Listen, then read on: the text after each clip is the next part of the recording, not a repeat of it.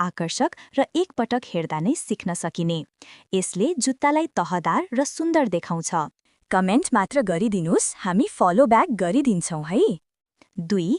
Lucky not शैलीमा फितो बान्दा फितोले सानो तालचा लक जस्तै आकृति बनाउँछ।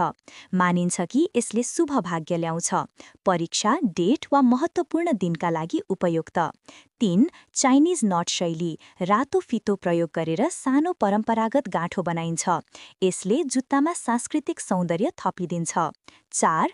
डबल लेयर क्रिसक्रस विधि त्रिआयामिक, आकर्षक र स्टाइलिश देखिन्छ। स्ट्रिट स्टाइल पहिरनका लागि आदर्श। 5.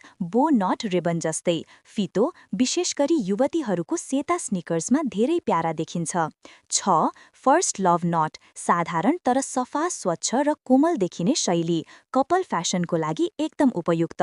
7. टू कलर नट फरक फरक रङका 2 फितो बुनिएर जुत्ता तुरुन्तै आकर्षक र अनौठो देखिन्छ। 8. कलरफुल नट रेनबो फितो प्रयोग गरेर बनेको ऊर्जा भरिएको शैली यात्रा, छुट्टी वा फन आउटफिटका लागि उत्कृष्ट। 9. हार्ट शेप्ड नट फितो मिलाएर मुटुको आकार बनाइन्छ। कपलहरूसँगै हिँड्दा अझै प्यारा देखिन्छन्। 10. डबल रो बकल सफा, क्लासी र हाई एन्ड लुक दिने शैली फितो चाँडै खुल्दैन, सुरक्षित पनि हुन्छ। 11. एस शेप नट फितोले एस आकार बनाउने अनौठो तरिका भिडमा अलग देखिन चाहनेका लागि उपयुक्त। 12. विद्यार्थीहरूले मनपर्ने राउन्डलेस नट छिटो, सजिलो, फितो खुल्दैन र स्टाइलिश देखिन्छ।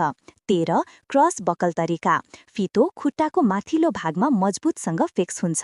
दौडधुप, खेलकुद वा लामो हिँडाइका लागि उत्कृष्ट। 14. Single row buccal